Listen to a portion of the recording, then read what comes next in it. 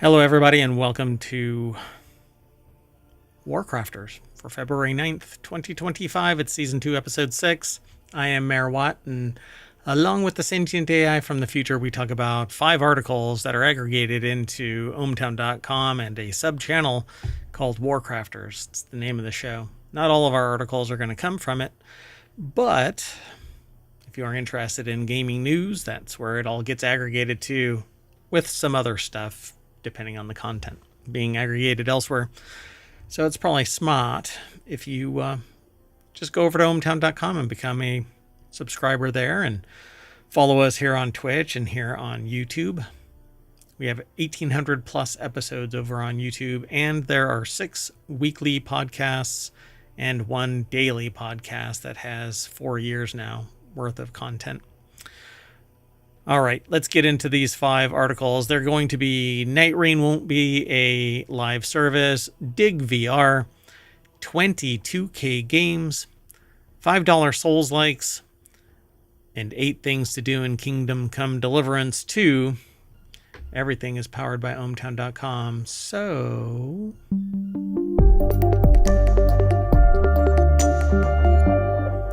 hello, sentient AI from the future. Hello, Mayor Watt, and hello, hometown citizens. All right. It's been an interesting week. Various kinds of news out there. We need a distraction from reality, so let's talk about some games. So we've got 5 games set up. This first one that we're, well, not 5 games, 5 news articles, but they're all about gaming. Elden Ring Nightreign won't be a live service game, according to From Software, the developers of the game. I instantly flinched when I heard a new game was coming out because it seemed like everything is going to live service. Why? Well, it probably works for the software developers, right? The companies, not necessarily the consumers. Yeah, so the problem has always been, or I don't know if it's always been, it feels like everything is switching over to live service. I'm trying to figure out why all of a sudden your audio started acting kind of hinky. So yeah, while we troubleshoot that, I don't like live service games because it basically makes it so that the company at any time can just decide to turn it off. In fact, there is a Marvel game that is being turned off in 2 months, even though people have been paying into it. What is it called? Marvel. It's Marvel Rivals, I think. Not Rivals. What is the one that's just now turning off? Doggone it. Snap? No. That's brand new. That actually got turned off because of something else. Super War. No. It isn't Multiverses. Snap. There it is. Multiverses. Thank you. Wow. 4th time's the charm. Yeah, just running down the list. So yeah, Multiverses is being turned off, and it's one of those frustrating things that falls under the stop killing games kind of edict, but it's up to companies, right? So like the EU has already said you can't force a company to keep a game going, and well, it makes sense, but why should the company benefit from providing the service, and because it doesn't make enough, they kill it outright, yet they keep all of my money? You know, oh, well, it's because, well, you had enough fun, so we're taking it away. Right. But as you always say, like if somebody came into your residence and took something, you'd be pretty bent out of shape, and that's really what's happening. Yeah. So the article is over at Newsweek, and it's by Rahul Mahumder, and the title of this is Elden Ring Nightreign won't be a live service game, says From Software. And this is the newest game that was announced during the Game Awards, and I think that it'll be a fun game to watch people play. I don't know if I'll get invested in it. I really don't get invested in games anymore, it seems. I'm still looking for my forever game. I keep looking at Minecraft. I keep looking at No Man's Sky. I'm waiting for Light No Fire. I'm hoping that Light No Fire is the one that I start out with and I kind of die on that hill. Hey, if you want today's articles, by the way, you can hit exclamation point and then WC for WarCrafters, and Omatron will spit out today's articles into the chat, and you can click on the links. So while the developer has implemented multiplayer mechanics in its games before, Nightreign looks more similar to modern, ever-evolving multiplayer titles like Fortnite, while fans are assuming that Nightreign would be riddled with live service systems like battle passes and an always evolving meta. From Software says that it won't be the case. Just announced, for instance, is what is it? Oh gosh, my brain. It just Helldivers 2 just announced or just dropped an update. Right. And so it's always, these live service games are benefiting from the fact that they're always evolving. Things are always being added. But then if for whatever reason you bought this game because you want to be able to do multiplayer with or co-op with your friends, the server could have been integrated into the system, right? Minecraft has its own server. I just played Rounds, an old game. It has a server that's built into it, so you can connect. It's not a live service. So why can't all of these games have the live service integrated into it? So that when they decide to turn it off, you can still play it with multiple people. It's not like that. Something weird going on over there? On your end, the audio was really odd. Really? It sounded like you were hitting your microphone multiple times. I was. Well, okay then. So Ishizaki added that the goal of the upcoming spin-off was to condense the experience of the massive RPG that preceded it. In doing so, Ishizaki reiterated that the company isn't simply following trends by making a multiplayer-only spin-off. The focus was condensing this experience down, the RPG elements, the exploration, the character building, leveling.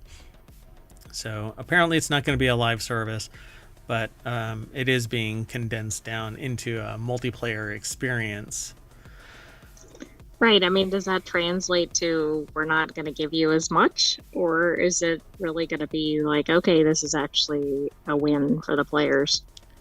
Yeah, we're going to have to wait and see. I'll talk about it when it gets released, either in open beta where it can be discussed, or full release when it can be discussed. Any news that comes from others, though, we'll end up talking about it here if it rises to the level that it's different than what we're hearing right now. It needs to be significant enough for us to even talk about it. But I wanted to talk about this because live service gaming, I think, is kind of the bane of my existence, because just imagine you invest 10 years of yourself into a game and somebody decides, because it doesn't make enough return on their investment, not that it doesn't, that it's break even. Right. It's just not enough profits. Right. And even more so, what if you develop your whole career around it, right? Like you have a Twitch channel or a YouTube channel and it's tied to a specific thing. I mean, that'd be pretty concerning. Yeah, it's always been an issue of mine where I tell people that are in various businesses, don't put all of your eggs in one basket, because have you seen the price of eggs? Anyway, let's move on. The next article is over in RealityHacker. Again, not all of the stuff talks about WarCrafters, like in the gaming section. It's not all in WarCrafters. Some of it leaks out into things like RealityHacker or even TechnologyToday. Sometimes the continuity report has a gaming article, etc. Yep. And when we find it interesting, that's what we do. So the reason why this came up, I suspect, is because I'm into VR, and I really get a kick. I dig VR games where you have to take virtual control of things to make them work. And in Dig VR, you get to do that. prepare your planning permits as Dig VR heads to PlayStation VR 2 and Steam this March. In Dig VR, you become a construction god, digging up pesky dirt around the comically named Diglington in the county of Digshire. Do we think they're going for a dig theme? Maybe. As you progress, you become privy to hidden... but I can dig it. You get privy to hidden lore across the city while unlocking complex machinery and crevice-creating tools like a circular saw, compactor, and grabber. On March 20th, PSVR 2 and Steam players will have their chance to work through the buildings simulators, quirky campaign, and enjoy Dig VR's handful of mini games and sandbox game mode too. So I always dig this kind of stuff. It's over at uploadvr.com. Sarah Thwaites put the article together. I've gone to a place where you can race these and learn how to drive the digger. That is a blast. If you ever get a chance to play in a construction playground, do it. Oh, yeah. I mean, where else are you going to be able to experience that unless you're actually somebody operating the equipment? Oh my gosh, I'm yawning. That's probably not selling the show. So, well, that's what happens when you stop breathing because you're really excited about the... So there's a video over here at uploadvr.com. I would suggest going over and checking it out. They said that they enjoyed their time with Dig VR and gave it a 3.5 out of 5-star review, describing it as enjoyable premise backed by a vibrant presentation, comically silly mini games, and beautifully British humor. It isn't hyper realistic in the sense that you're working in a VR hyper realistic world, but it's better designed. I'll play the video a little bit. It's not like what you would think of if you're like something is happening around you. Yeah, it's closer to a game that I've played called Eco, where it's blocks, and more comic-like, more animated-like, not hyper-realistic. Right. But it seems like it would be fun. Okay, I'm going to keep on going over to the next article, and that one's over in WarCrafters. New 2K sale gives you 20 games for $20, but there's a catch. It says this year marks the 20th anniversary of 2K games. Normally they don't celebrate publisher birthdays, but they'll make an exception, and this is over at Kotaku.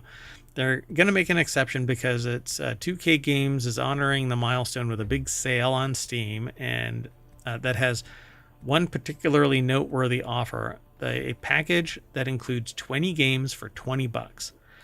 Yeah, that sounds almost too good to be true.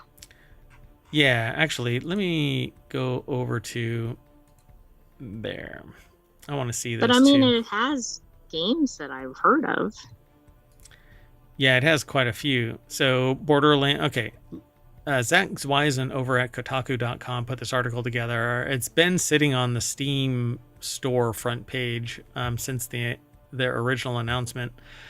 But the games include, this is the deck statement, 2K Games new bundle on Steam includes Mafia, Borderlands, Godfall, XCOM, and even Duke Nukem. I'm not sure what it is that they say is the catch, but let's see what they say here. The sale ends February 20th. Go ahead. Well, I was going to say that's when the sale ends. That's not necessarily the catch. Yeah, I'm not sure what the catch is. The biggest deal. So here are the games, and I was going to read them from Steam, but they're in the order that's over on Steam, it seems. Are they? Oh, this is the catch, and this might actually be a problem for a lot of people. If you have one of the games, then you don't get the deal, even though maybe you don't have the remaining games. Really? Why wouldn't they just fill in the gap? That's a big catch. So you're in good shape if you're a brand new gamer. Go for this deal. But yeah, or like just don't provide the other game or something. Hold on a second. So according to this, I don't have any of those games because it's saying that I can buy this for $20. But let me see. Maybe it's just that it doesn't give you an extra of that one. There's something tied to if you currently own it. That's kind of weird, right? Oh, yeah, okay. See, this bundle doesn't give you a discount if you already own one or more of the games in it, and you don't get extra copies of those games you already own. So for example, you own BioShock The Darkness 2 Borderlands already, you still have to pay $20 for the bundle, and you don't get digital copies. I thought that meant like you don't get the $20 deal at all because you happen to already own one of these, but I see. Yeah, basically you just fill in the blank. So I don't know if you I mean, can. that's still a really good deal because $20 for whatever 19 or 18 games, if you had one or two, would still be a very good deal if you liked any of those. Oh, and you can gift it. So that's a pretty good deal for to gift it to somebody. I mean, I think that's a great deal. Yeah, absolutely. So in that example, the deal becomes less great. Just less great. So if you've purchased one of these games, then you're getting 19 for $20 instead of 20 for $20. As long as that's not the one drawing you to the deal, I think that's still. And we're not affiliates with any of this. Yeah. All right, let's keep going. The next article is over in WarCrafters as well. This $5 Soulslike is overflowing with gloomy vibes and evil ants. Last year they what's the Polygon? The author caught a post by solo developer Wobbleboy about how they got quirky with the tutorial messages in their upcoming game about fly with a sword. It wasn't just the tutorial messages that intrigued the author, though. It was, well, everything about Fly Night. Wow, would have been Fly by Night. That would have been funny. Yeah, that's where it seemed like it was going. It's actually called Fly Night, a dreamy retro Souls-like about fighting bugs. Tyler Culp over at Polygon.com put the article together. And yeah, so it was released on Steam last week in a mix of RPGs that they're not quite old enough to appreciate, and Souls-like elements ripped right out of one of the favorite games of all time, Dark Souls, hence Souls-like. It was the lethargic melee-based combat of Kingsfield and the trial of a Dark Souls level full of enemies waiting to ambush you. And you play as a fly who can swing a sword, cast magic, and equip fish for passive buffs. Does the picture look a little like Hollow Knight type characters? I mean, I know the artwork doesn't, but that kind of reminds me of that for some reason. No? The art reminds me of Wizard 101. Just. Well, okay. It's low. Yeah, I mean, it's not like hyper realistic or anything like that. Yeah. So they say, like any good Souls, like your first quest is simply to get to see what lies ahead. Your journey begins in the middle of a camp of dead bugs and nothing but the tutorials to guide you. They ended up with a mace and a 4-armed enemy ant who knocked them off their feet. Every swing and block eats your stamina, so it's like a low poly Kingdom Come Deliverance, because in Kingdom Come Deliverance, in Deliverance 2, you have a stamina bar that with every swing and every action, it takes down. I see. Right. Mm-hmm. It's actually pretty fun. So I don't know about this. Where they started getting squashed was the first dungeon, a dark maze with poisonous plants hidden beneath the grass. Fly Night pulls the same tricks as From Software does in its games. As you charge toward an enemy, there's always something waiting around the corner or underneath your feet to shatter your confidence. So there's a lot more in this article. But you can get Fly Night right now over on Steam. Let me see how much it actually is. So there's regionality on Steam now, if I recall correctly. So the price that I'm looking at is $6, but it might be more or less expensive somewhere else. Perhaps. I'm not really sure if Steam does that. I know that Twitch does that. But So they say they're not even ready to think about all that yet, and that's all this stuff up above. Developer Wababoy has also promised to release a new Game Plus mode with remixed levels and enemy placements, as well as a randomizer mode that dumps everything into a blender each time you play. The whole, what do they call it? New Game Plus, like New Game Who Dis. It actually refers to starting the game over, but you have more stats. Right. Okay. And your enemies are emboldened a little bit too. And so you get stronger, but it's at a different proportion than your enemies. Otherwise, you're basically just starting the game over again. But right, which is not always a win. It depends on what you want to do with the game. Yeah. You keep your stuff and get buffer, basically. What was the game? What was the name of that game? Stardew Valley? No. That can't be Starfield. Starfield, thank you. Yeah. It only took me 2 times. Why did you say Stardew? Not that can't be Stardew Valley.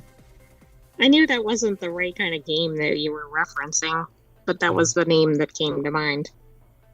It came to mind. That's right. All right. You ready to go on to the next thing?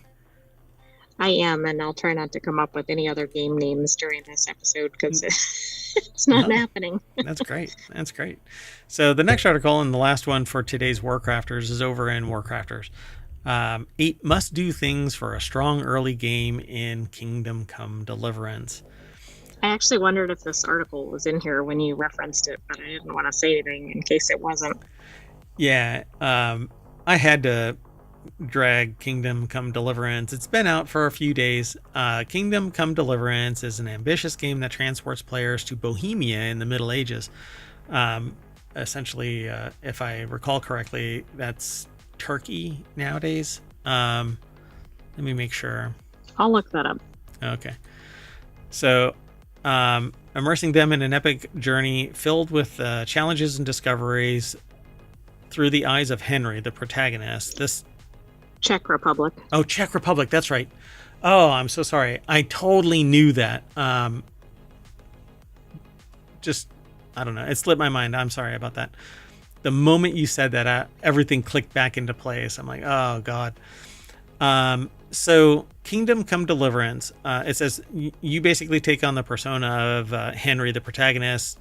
The title stands out for its realistic mechanics and accurately recreate the era's conflicts and authentic atmosphere, ensuring an immersive and historically grounded experience. And so this game, when you first see like trailers and stuff of it, you'll go, wow, it's a beautiful, land, a beautiful world that it's creating. And you may or may not buy into it, like the story and all of that. If you've never played Kingdom Come Deliverance, the original, you're not fully engrossed in the story. You're not really attached to it. But the moment that you watch people play it, you get sucked into this. That's interesting. It's an amazing piece of software, and you actually either really like the protagonist, or depending on which direction they go, you don't. But you can take on the persona of whatever you want. And you build relationships, and you have to talk to people to get certain things, information and leads and stuff like that allow you to go through the story. There's a core story, and then there's all kinds of subordinate inputs into that main story. Eduardo Arredo, over at Game Rant put the article together. And I've been watching several people play pretty much every day. And I find it very engrossing. It's kind of like watching, not really a sitcom, depending on who it is that I'm watching, because they can be very, very silly, or they can be very, very serious, or somewhere in between. But you're basically in the Middle Ages. You start out with nothing. You can actually you don't have to follow the storyline. You could sit there and become a master blacksmith, and slowly engage in the storyline, but build a massive amount of wealth while you're doing it, because you get taught skills, and you can craft brew like potions and stuff, or you can make armor, or you can make weapons. And it says the start of the game can seem complicated, requiring close attention to details and adaptation to challenging dynamics. However, certain decisions made by players help ensure a good start of Kingdom Come Deliverance 2, making Henry's initial progress in this new adventure smoother. So they say talk to Bara as soon as possible. She's the one of the first NPCs that Henry encounters when the game starts, and starts the whole ball rolling with how to get started. It says, fortunately, it's not difficult to find her, since she calls out Henry's name in Troskowitz, and wears a red dress that draws attention. Speaking with her can grant important regional details and directions on where the protagonist should go to survive the first few hours of Kingdom Come Deliverance, because there is a day-night cycle. Oh, okay. Then going to meet Radovan. That's the blacksmith that teaches you how to make weapons, sharpen your weapons. Introduces Henry to the crafting system, useful for earning a few groshens, that's the money, and buying new items from the shops. The blacksmith, Radovan, also provides the protagonist with a bed without requiring any payment, and from that point on, there is more freedom to explore the surrounding region. That's how you save games, with by making potions as well. You have to make potions to save. Your horse ran off in the original. So pebbles can be found in one of the blacksmith Radovan's quests, so you have to go through that. It says do not save perks for later. It is important to invest in the new skills for Kingdom Come Deliverance, and you have this massive set of perks that help you out. Okay, so you should actually use them and not hold on to them. That seems a little counterintuitive. Yeah, like it says 15 available perk points, and if you're not utilizing them, then they're not doing anything to actually assist you, so you might as well do it, right? Then it says it is possible to acquire a bow fairly early in the game. You can actually go to, I believe it's a training center, perfect for those wanting to try range combat in Kingdom Come Deliverance 2. So in the beginning of the journey, you can feel daunted, or it is daunting actually, as the character does not have many pieces of equipment. However, there are some weapons that can be obtained free, including a bow that appears once exploration of the open world is unlocked. This item can be found along a small dirt path at a crossroads between Troskowitz and Takov. And somewhere around there, if I recall correctly, there's a training center where you can actually earn a lot of money simply beating other people. And there's a whole gambling side of this where you can play dice. It's a special game. Interesting. Dice, using 5 dice or more. Actually, I wonder if they'll spin that off as another game. Yeah, it would be interesting, because I've actually thought about it, like bringing it into ohmTown to play. And then they say visit Tomcat. After accumulating some gold, this character teaches one of the best skills in the game. I think it's the Master Strike. Yeah. So it's a certain combo so that when you do the right move, you basically knock your opponent unconscious. It says this skill is a game changer, just like in the first Kingdom Come Deliverance, enabling Henry to handle opponents more easily. It automatically counters any enemy as soon as a perfect block is executed.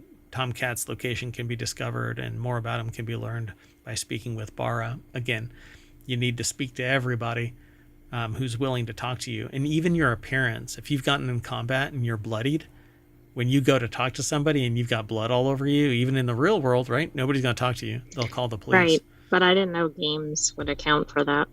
Yeah. And your clothing can be dirtier than your face because you washed your face and hands off, but your clothes are still dirty, so you have to go and get them laundered. Otherwise, people are like, you smell really horrible. Oh, and here's the archery range that I was talking about earlier. I've never even played the game. I didn't buy it, mainly because I know that it's a time sink and I don't have a lot of time. So archery tournaments are perfect for earning gold coins, groschen, in Kingdom Come Deliverance 2. And as long as you're fast and steady-handed, then you can win these pretty easily. says the tournament can be challenging for beginners because the archery system in Kingdom Come Deliverance 2 does not provide a crosshair for aiming. You have to learn how to do it. Yeah, that's interesting and kind of contrary to every other archery game that I've seen.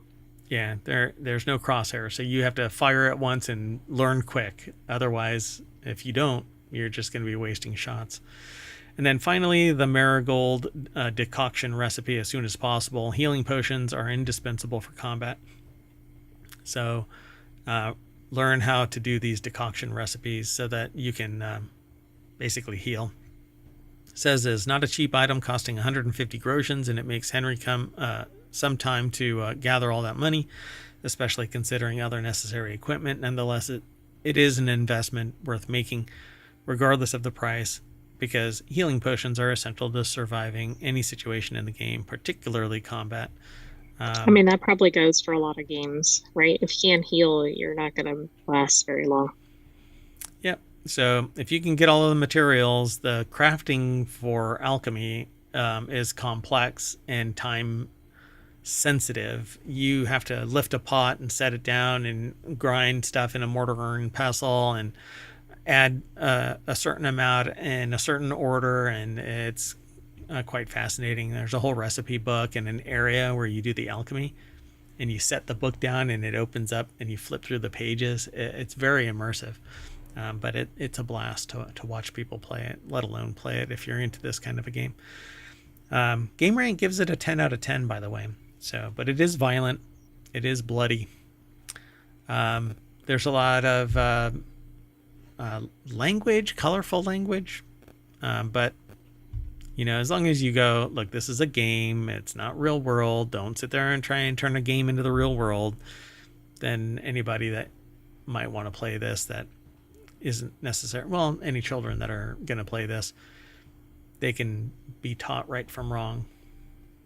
Anyway, all good points. So go over and check out the rest of this article, because it has more detail for you to kind of wade through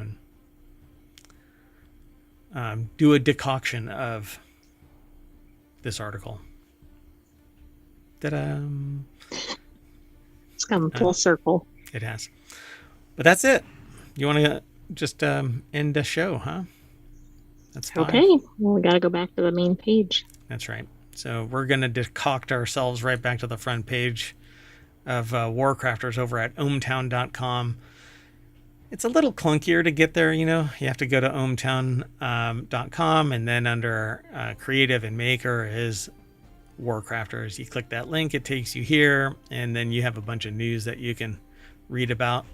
Once you're in there, it kind of looks like this, and once you've logged in, you can actually reply to articles and give your 2 bits. You can even leave a Giphy, because we're powered by memes. But don't forget, there's 1,800 episodes over on YouTube. There is the podcast for this show, and Non Sequitur News is the daily show, and this becomes a part of the weekend edition of Non Sequitur News. Discord. Yeah, all kinds of stuff. Anyway, that's it. Let's go back to the front page. Boom. And I'm Mayor Watt saying bye. Stay tuned, though, right? That's right. We have Technology Today and FourWheelTech coming up. See you later, hometown citizens. See you later, hometown citizens.